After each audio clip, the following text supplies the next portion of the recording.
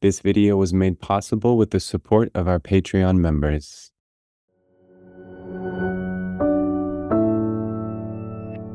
Welcome and thank you so much for tuning into Psychology Is. I am your host, Nick Fortino, and I'm excited to introduce you to Dr. James Kalat. Welcome, James. I go by Jim. Jim it is.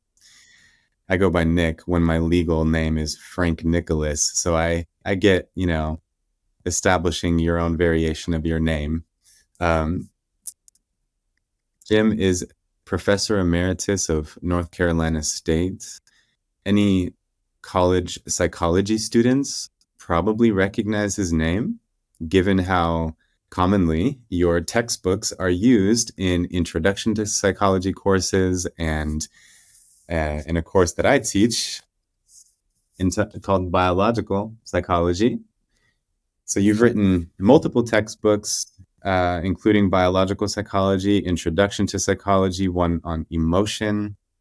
You've written multiple journal articles. And so you've been a professor and an academic for a long time. And I know you began your teaching career at Duke University in 1971, began at NC State in 1977, and taught for decades until retiring in 2012. So my first question for you is, throughout this long career of teaching and writing, what was something that always felt particularly meaningful? Well, it's the search for understanding. I have philosophical interests. I would like to understand what makes people think, what makes people tick. I guess especially most of all, I would like to understand consciousness. It seems to me one of the deepest questions people can ask is, in a universe of matter and energy, why is there such a thing as consciousness? It is not at all obvious. A deep answer. Wow, I share that so strongly. So let's explore that today, and maybe even now. I must say, as I speak to you, and I don't know how old you are, but I know that you've retired from a long career, and yet I'm 78. 78 years old. I've lived through most of the history of psychology. Right. That's fascinating to me. And I honestly, I feel inspired that a 78-year-old man who is so well learned has such a humility when facing the question of consciousness, and that you framed it as, I would like to understand. I don't sense any kind of Dunning-Kruger effect, excessive levels of certainty or anything like that. There's a humility in you. No, I think it's hard enough to get people to take the question seriously. But through most of the history of psychology, we avoided that question altogether. During the period when the behaviors, dominated so heavily, no mention of consciousness. It was a taboo word, almost like a cuss word. Now, since I think about 1980, people have started doing serious research about the question of what goes on in the brain during consciousness that doesn't go on when you're not conscious. And that's a good question, but it doesn't get at the deeper question of why consciousness exists at all. You can imagine we try to imagine how life got started, how it evolved, eventually how a brain evolves to do all the things the brain does. But a good deal of what the brain does, we could get machines to do. But does that mean that the machine is conscious? I'm open to the possibility of this, but we certainly don't assume that. And why is it? Just between you and me, and don't tell anybody I said this. I think we won't understand consciousness without understanding the universe, and vice versa. Maybe listeners are also kind of familiar with the profundity of this philosophical question, the timeless nature of this philosophical question, and understand what Jim is talking about when we say consciousness, and how it is not equivalent to computation in the way that our brains compute or in the way that computers compute. And consciousness implies, and please, say it in a better way as you feel the need to, Jim, but consciousness essentially is referring to the fact that there's something it's like for you to be you, that you are aware, and you're not just functioning, you're aware of your functioning, and there is a experience of functioning that you're having here. There's consciousness, the lights are on, and as you were saying, Jim, there's much we can do to find the neural correlates of consciousness, and anesthesiologists have very interesting things to say about how to essentially turn consciousness off and on.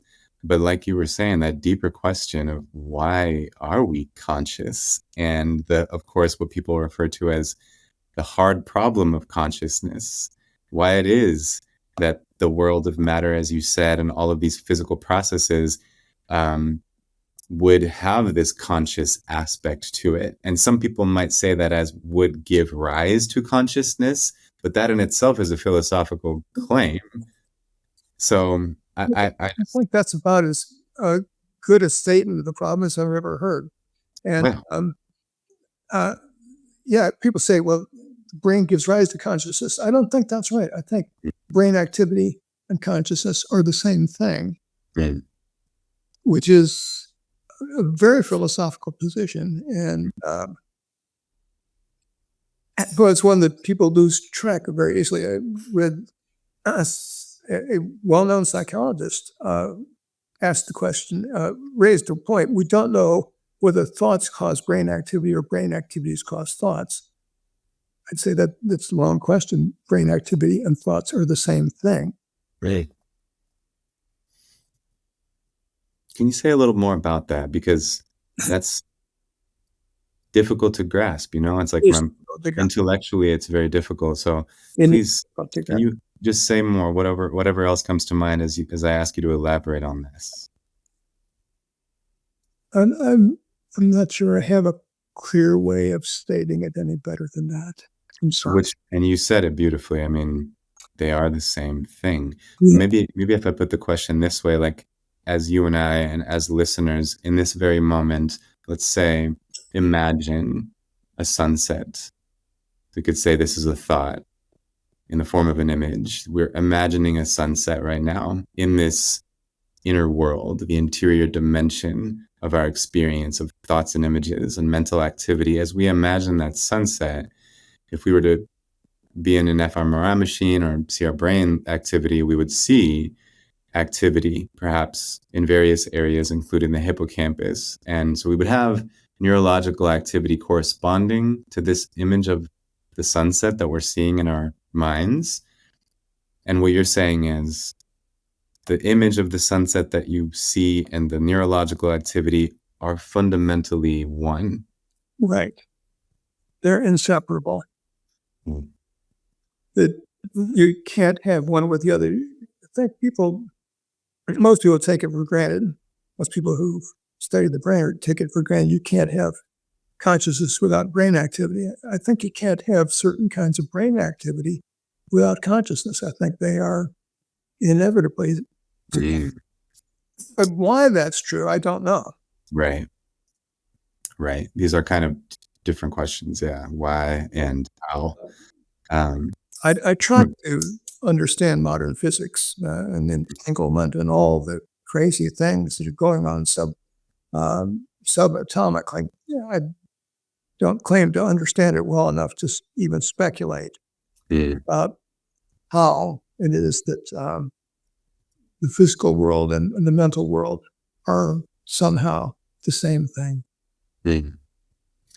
Again, your humility and the hesitance that laces everything you say just is very refreshing, honestly. And I'm inspired by it. And I just think there's such a strong impulse for human beings to feel certainty in their views, and it's so tempting to kind of, just kind of commit to a certain viewpoint and feel comforted by that certainty and close our minds off to any other possibility, including the possibility that the view we've committed to is not accurate. So I just want to say I appreciate that humility that is so clear in you.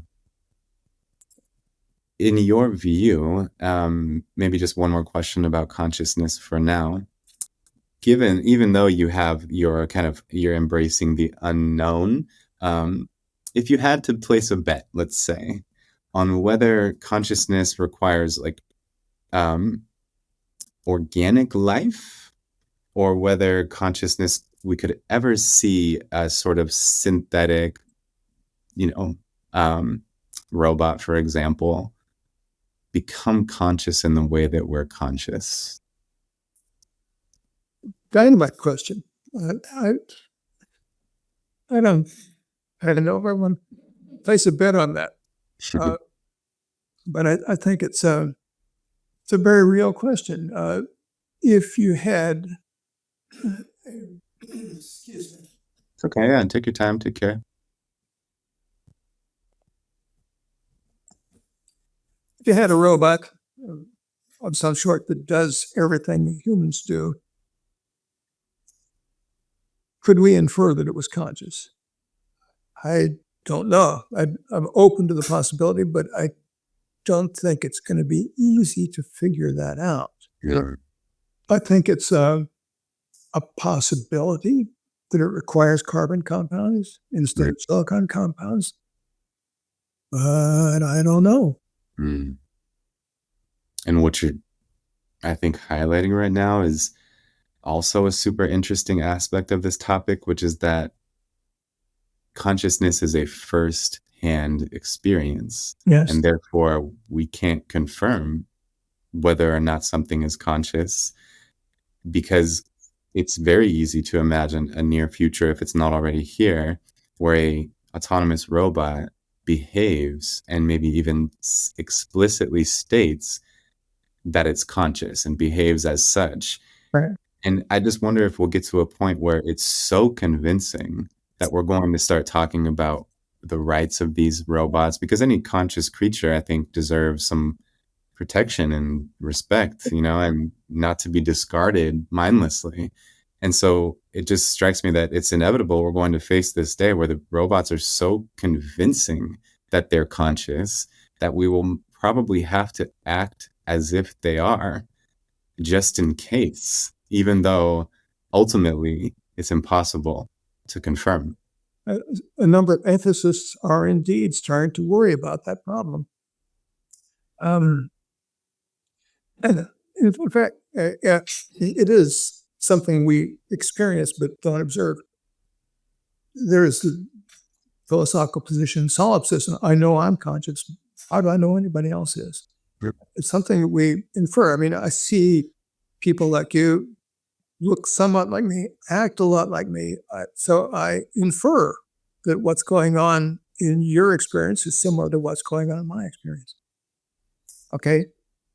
Chimpanzees, yeah, sure. Dogs and cats, yeah. Mammals, birds. Fish, yeah, I think so. Insects, maybe. How far does it go? I've seen people argue that one-celled animals are conscious. Right. How do we know? How do we know? It's at this point, it's a matter of how far you want. And I've also heard people say only humans are conscious because only humans can talk about it. And I think that's silly, but I can't prove them wrong. Right. And there certainly seems to be, and maybe there's more technical philosophical terms for what I'm about to say, but a level of consciousness or a type of consciousness or a sort of foundational consciousness that has to do with simply being responsive to stimuli. But if we were to draw the line there, that would include even non-living things like robots and every living thing, even one-cell organisms. But then there's the consciousness of not just being responsive to stimuli, but the whole thing we were describing of awareness of your own existence, reflective consciousness, where like the animals that pass the self-awareness tests in the mirror. So anyway, just commenting on the question of, like you said, how far down the kind of levels of complexity can we go and still find consciousness, and also what kind of consciousness, or what are the limits of that consciousness? Nick, I think we probably ought to move on to something we can answer.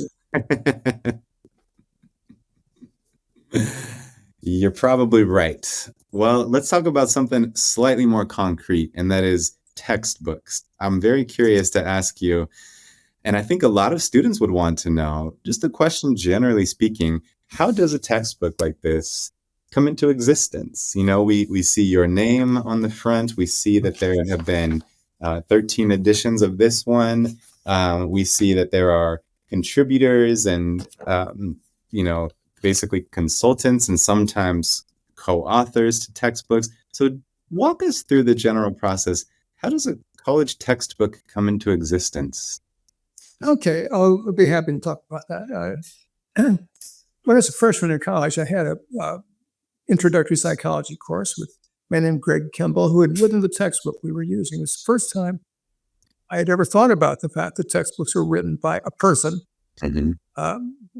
High school textbooks just have the name of the company that published it. Mm-hmm. Here was the person. Somebody asked him, "What's it like to write a textbook?" He said, "It's just like writing a term paper, only longer." That's true. And I've told my students the reverse. Writing a term paper is just like writing a textbook, only shorter. Yeah. In other words, don't give me the kinds of details you wouldn't want to read. If you're writing something, I don't want to hear every detail about the procedures and certainly not the statistics, unless you're making some point about them. Okay, my history was that I've always enjoyed telling stories, and I began thinking when I was an undergraduate, maybe someday I could write a textbook. When I was an assistant professor, I had written something that was maybe I had an idea for writing something that would be a short, humorous treatment of one aspect of what was then called physiological psychology. And there was a sales rep who talked to me about that and saying, "Well, why not write a whole textbook?" I said, "I'm not famous." And he said, "It doesn't matter. If the book is good, it sells." So I've written a few chapters, but then that sales rep took a different job, so he didn't come back. But a man named Ken Kent, who became a lifelong friend, was out on his first expedition as a new editor from what was then Wadsworth Publishing. And he wandered into my office because I was the only one whose door was open that day. And we talked for a while. And he said, "Had you ever thought about writing?" I said, "Well, yeah, I've got a few chapters here that I'd written." Well, I said, "Can I look at it?" And I said, "Sure, I have to go feed my rats. While I'm doing that, here, help yourself." When I came back, he said, "Well, this needs some work, but I like what you're trying to do. Is there any reason why you couldn't sign a contract right now?" I said, "Okay." And he said, "It was never that easy ever again." So it took me, this is biological psychology. First edition took me about 5 years to write. There's a lot of people who decide they want to write a textbook and they don't finish it. It's a big gamble. It's like putting a lot of money onto your bet before you look at your cards, because you don't know whether what you write is going to be, whether it will get published, whether it will be successful. But for a lot of reasons, I was able and willing to do that, partly as a matter of moving to NC State instead of Duke. Duke had a lot of pressure to do publications, research publications. And my research isn't going to win any Nobel Prizes. And I think I'm better at textbook writing than I ever would have been in research. So spent a lot of time in libraries. This was back when you had to be there in person in the library. We now can do it online. And then after the original writing was literal cut and paste. They're actually cut in Scotch tape. This was long before computers, and writing it out by hand on pen and pencil. Then typed it on a manual typewriter. I couldn't afford to buy an electrical typewriter. Then send that off to the publisher, who then types it up and sends it out to reviewers. Who then made a number of comments saying you need to change this and add more here, take off there, and explain this better. You're wrong about this and that. Went through a number of revisions. Then eventually, back and forth, it then came to be the first edition. That year, there were, I think, 10 books in the field that were published, and the other 9 have disappeared. The other 9 disappeared pretty quickly. So, at any rate, to do this, you have to be a real introvert, have to be able to spend a lot of time just reading and writing. And I imagine that there's a certain pressure maybe that comes with writing a textbook that might be different from just kind of a more public-facing psychology book, I suppose you could say, where textbooks, I think the perception is clearly these are, definitive, these are authoritative sources. Whether or not that should be the perception, I definitely think that is the perception. Did you feel a pressure like that? Like, did you feel the weight of establishing that source? Yeah, it's very realistic. I mean, students think if it's in the textbook, that means it's true. Mm-hmm. Well, I know it isn't true, mm-hmm. because there have been so many revisions, so many things that were in earlier editions are obsolete, have been replaced by more recent information.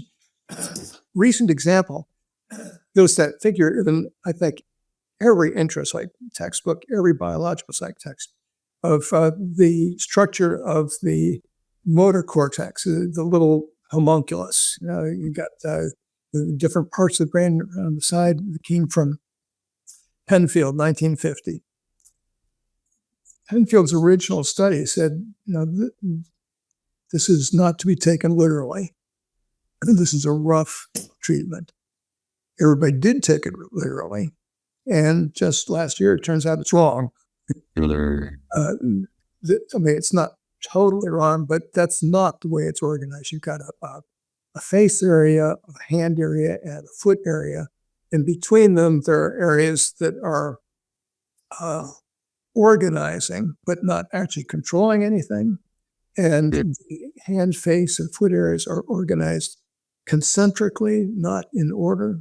Okay, so that's something that seems like had been presented as absolute truth for years is wrong, or at least partly wrong. And science is not a matter of just adding, but also of subtracting and revising.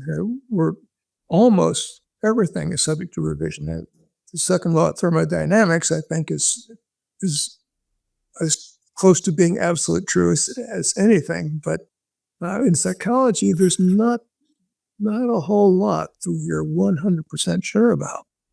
Fascinating. Yeah. And I didn't catch what year that was that you, let's say, published the first textbook. I think it was 1981. Okay. That's the copyright date on it. Got it. And since then, as I pointed out earlier, multiple textbooks of yours have gone through multiple editions. And so how significant are the differences between one to the next edition? In intro psych, not very much. Mhm. And what am I going to say about Freud that I couldn't have said 4 years ago? Right. Classical conditioning or other things. There are some changes. But I think in intro psych, if you use previous edition, it's probably not even a handicap. Biological psych, there's more of a change. Yeah. Some things more than others. But it's probably safe to say that if a student was reading an edition from 3 or even 6 years ago, it's still, a good base. Like, for example, if let's say a person isn't even a student and just wants to study this independently and is financially strained, they could definitely buy a used edition of the book. And yeah, I think that's true. Depending on how many editions you're doing. I think previous edition, even second previous edition, is mostly okay. There are some significant changes. Yeah, the example you gave was great. I know the image you're talking about very well of the motor cortex and the images of the face, the lips, the tongue, the hand, etc. And so I appreciate that update. One of the questions that you even kind of suggested would be good to reflect upon is, what do we really want our students to remember long term? Yeah. I was looking forward to talking about that. Well, I've got a lot to say about that, so interrupt me whenever you want. A couple of things got me sort of started on that. First, I had a student taking the final exam. She was a student who had done well enough. She had a solid A- average. When on an essay question, she was talking about, well, the brain does this and the mind does that. I think she missed the main point of the course. Here was a student who was doing well, but what she's taking away from the course is not even the most central point. Another thing got me thinking about this. When my older son was a freshman at the University of Michigan, and they sent me their alumni magazine, and somebody had asked every academic department, what's the one question you think every student here should be able to answer about your field, regardless of what courses they've taken, regardless of their major? Great question. Beautiful question from the chemistry department. They said, imagine you have an airtight, well-insulated room. In the middle of the room, you plug in a refrigerator. Open the door wide open. Will it heat the room or cool the room or break even? Okay, the answer is it's going to heat the room. And in order to break even, what a refrigerator does is it moves heat from one place to another. But to break even, it would have to operate at 100% efficiency. To cool the room, it has to operate at more than 100% efficiency. That's impossible by the second law of thermodynamics. But instead of saying, tell me the second law of thermodynamics, it's asking for an application.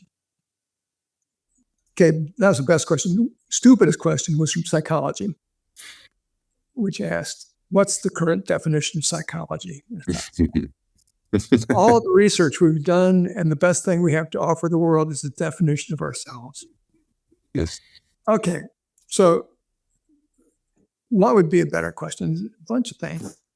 I think the one I would ask most of all is, when you see something, is that because light comes in your eyes or because you send something out of your eyes? Right. And it's amazing how many people, even people who've taken a course in perception, miss that question. I had the answer, of course, is it's because light comes into your eyes. You don't send anything out. I had a biology professor I was talking with who knew I'd studied rats. And he said, how far can a rat see? I said, it can see the sun, which is 93 million miles away. Yeah, what was the other example I was going to get? Oh, yeah. I've seen books that say hawks can see farther than people can. On clear night, we can see galaxies that are billions of light years away. I doubt that hawks see beyond the edge of the universe. Okay, so that's one thing. Another thing I want everybody to know is that you use your whole brain. It's nonsense. You're using like 10% of your brain. That's nonsense. At any given moment, it might be true that a small percentage of your neurons are firing or a small percentage of your synapses are firing. But if you fired all of them at the same time, that would be epilepsy. It would not be brilliant thoughts. It's like saying a piano player using like 10% of the keys at one time. Well, yeah, if you use them all at once, that would not be great. Yeah. It's important to have both excitation and inhibition. At any rate, it's not clear what anybody means by you using like 10% of your brain, you're using it all. And another thing that I think has become increasingly interesting is neurodiversity. We're not all the same. We're used to the fact that some people are colorblind, but it goes way beyond that. There's, for example, face blindness. There was somebody who asked, why do movies always have close-ups of people's face? How are we supposed to recognize them if we don't see their clothing? He didn't know that other people could recognize faces. Just as most of us didn't know that there are people who couldn't recognize faces. Most of us, if you say, imagine a railroad train or imagine a sunset, you have a picture in your head. There are people who don't have no visual imagery at all. There's some people have extremely vivid visual imagery, some have none. I know somebody who has none, who is nevertheless a good artist, which is interesting. Then another difference is that we mostly, I think, when we're thinking about something, we hear voices like in the head. Some people who don't.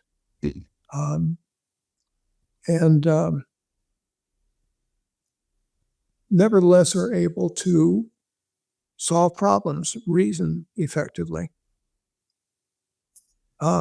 which I think is theoretically interesting. It's often been said that you have to have language in order to think. And well, there's people who have language, but they aren't using it when they're thinking, at least not in any normal sense. About those people who didn't have visual imagery, one consequence is if you're watching a movie that's scary, everybody has a certain amount of physiological arousal. If you're reading something that's scary, people who don't have visual imagery show almost no physiological arousal. If you can't picture the scary thing, it's not as scary. That's fascinating. Which is further evidence that when they say they don't have visual imagery, they really mean it. Right. And then there's motion blindness. That's, of course, from brain damage, but still getting used to the idea that there are people who see, but they don't see movement is really interesting. Yeah, as though things are on freeze frames. Yes. Yes, they know that something has moved, but they're not seeing it as it happens step by step. Can I ask you a question about that specifically, which I understand to be called a kinetopsia? And I'm curious, your understanding of, let's say, there are people who would qualify as having this condition and they, in the way you just described, they don't see the actual motion. Mm-hmm. And then there are people who I would think like myself, I see movement normally or typically. But is it two categories, or would you say that there's a pretty smooth spectrum and that we have an equal opposite where you have people, I know like in biopsych, your textbook, you talk about how, you know, we're not just different in terms of the sort of training that we've done. We have sometimes different hardware, and you use the example of some people's optic nerves have 7 times the number of nerve fibers than other people, and that could explain something like an elite tennis player being able to see more clearly where the ball is going to end up on its trajectory. So yeah. Yeah, but one example of that, there was a baseball player who was asking Ted Williams, one of the greatest hitters ever, how do you hit a curveball so well? He says, well, you just watch the way the threads are turning. I can't see that on ball coming at me. And Williams said, you can't? Obviously, Ted Williams had a lot of optic nerve fibers. And in this case, if that's the difference, if there's like structural differences, setting aside right now for the moment the topic of neuroplasticity, if there are these differences in our hardware, I suppose it would be the case that you can't train your eye to see as well as that baseball player was seeing. But then there are other things where we do see neurological changes, increased density in certain regions of the cortex, especially associated with training. So it's interesting that this hardware we talk about is not fixed, but at the same time, I don't imagine that anyone's able to increase their optic nerve fibers. No, no, I don't think so either. You want to make better use of what you've got, but the neuroplasticity is within constraints. Within constraints. Yep.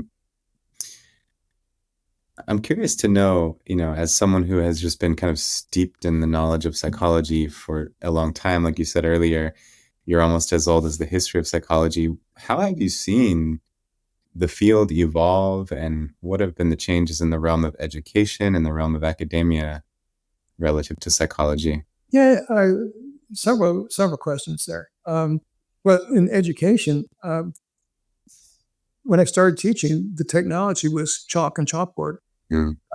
You might show a movie, you might show slides, but the onset of things like PowerPoint really revolutionized what you can do in class. And you can now have machines grade multiple choice tests. And machines, the publisher will send you a test bank, and you just choose which items you want to use on your test. So people aren't necessarily even writing their own tests anymore. Right. Well, what's happened in psychology?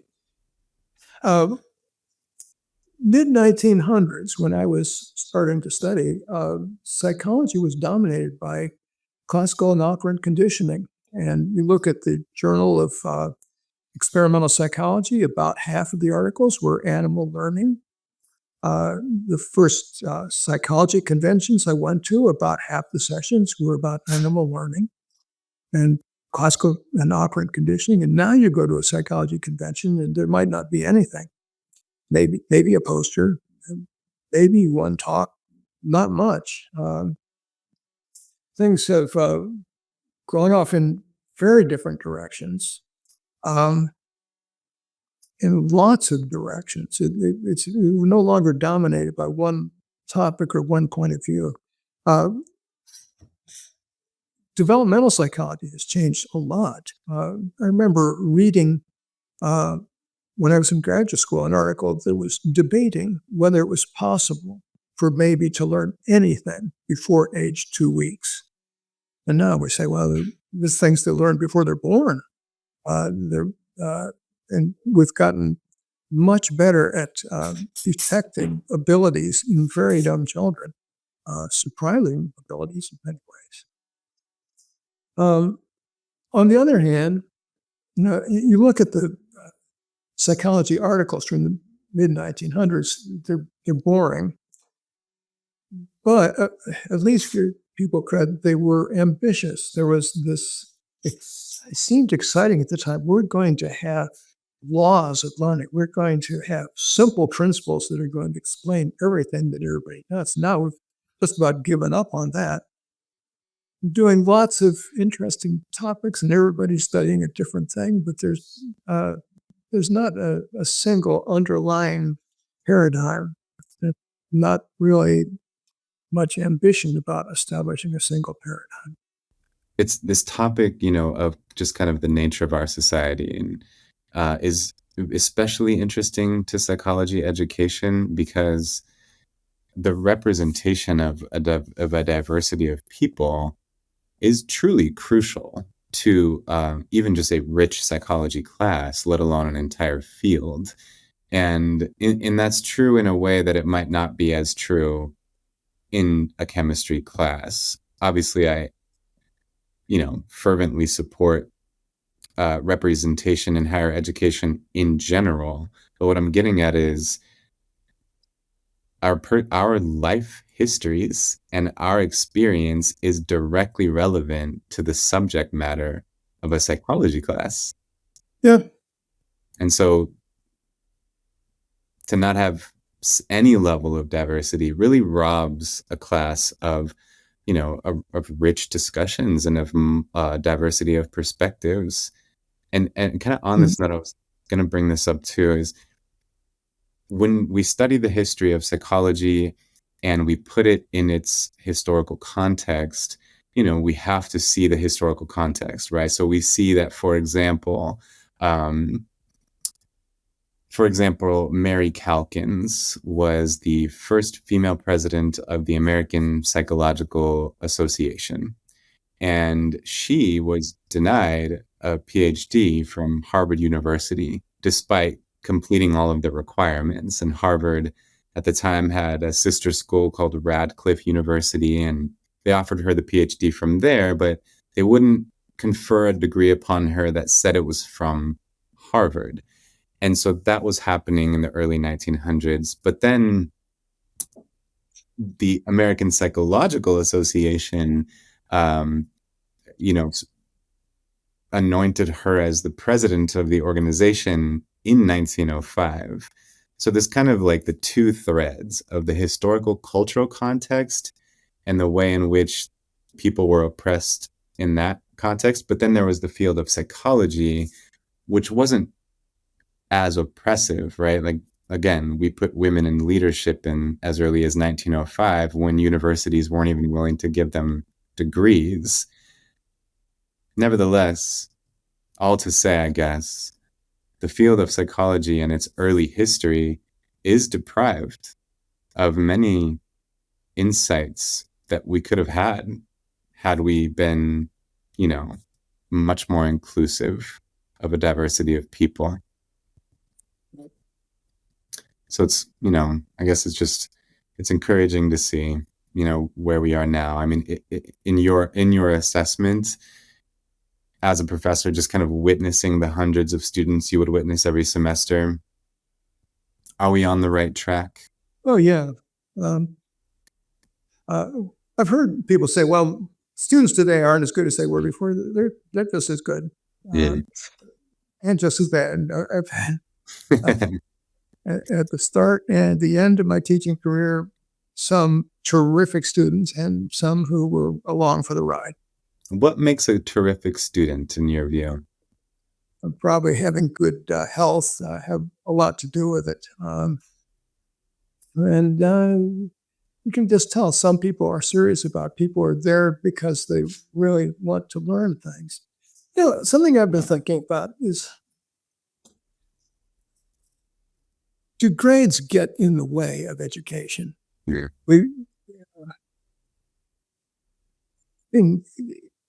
The grades do motivate students to study harder than they would have, but they also dissuade students from taking courses that they think are going to be too hard, even though they're going to be interesting. And they motivate people to study things for the test and not necessarily think about them in the way that's going to last a long time. I'm not sure that I have any better solution, but That is interesting. there's some pluses and minuses to our educational system. I was actually going to go there with you. Is I was curious to know if you have any kind of criticisms or suggestions for higher education. In what way do you think higher education could improve if the goal is to, facilitate effective, lasting learning and transformation of people? Promotion and tenure depends too much on publications. Right. And in many cases, what they're doing is simply counting publications Right. or counting citations without ever reading the thing, which then leads to all sorts of abuses. I've been reading about so many cases where people, not so much in this country maybe, but people have found ways to get publications just for the sake of publications. There's a company that will sell you the right to have your name added to an article that's already going to be published. Wow. There are companies that will take an article that's already published, substitute synonyms so it's not exactly plagiarism, and then you send it in as your own publication. And that sometimes leads to fantastic, bizarre things. Really? There was somebody who had taken the original said signal to noise ratio, and it came out as flag to commotion ratio. They substituted the synonyms, but you read this and say, "What on earth is this? This is strange." Well, it's because it was produced by a machine. Maybe. So I think anytime there's rules, there's going to be some way to get around the rule, and the pressure on number of publications per se produces a lot of mischief. Well said. Yeah, it's very interesting to be in my position because I'm very gratefully and proudly a psychology professor at a community college in California where there's zero pressure to publish. I wouldn't mind a little pressure to publish, and I've published a study. It's been a couple of years now, but I enjoy research and intend to remain active as a researcher. But I appreciate tremendously that there's no pressure to publish and that my tenure, because I am on the tenure track, does not depend on that. And rather, the way in which my institution invests into me is to enhance my ability to teach effectively. So for me, as someone who intensely loves, the art of teaching and engaging with students on these topics, it's the perfect situation for me. And so I guess I would just hope for that more because I know in my experience going through college that I had many instructors who were esteemed, who had gotten tenure at the university, who were not skilled at the art of teaching. And I think I kind of, as a student, I kind of missed out on learning as much as I could have in that class because my instructors who had published many papers just were never trained, about how to lecture effectively, how to be very perceptive. And I mean, I think for a lot of people, it comes naturally, and maybe it just kind of comes with the high level of intelligence that it requires to be a scientist in this way. But not everyone understands how to teach well. And not every institution invests much into developing their professors into being masterful teachers. That's right. What do you, envision as you look ahead into your future? What does retirement look like? What are your sources of joy at this stage of life? Oh, well, travel is nice. I love my wife. I love my children. Love my grandchildren. Um, Two of my grandchildren now live in Denmark. So, and the other, and two of the others live in California. So I don't see you as often as before. I do have one in Virginia who's at least a little closer. But I enjoy everything. I'm a birder. I like to watch birds, try to identify them. Like to read. I still like psychology. Yeah. Well, I'm very grateful that you've graced us with your presence. I've enjoyed talking to you so much. Thank you for saying that, Jim. Likewise. I mean, it's an honor. And I wish you so well. And I hope and trust that we can stay connected. Well, please do. Awesome. Well, I'll say to the audience who has listened to this whole conversation, I'm so glad that it was engaging and kept your attention. And thank you, as always, for tuning in. And again, to you, Jim, this has been an extremely enjoyable conversation. So thank you for your time. Thank you, Nick.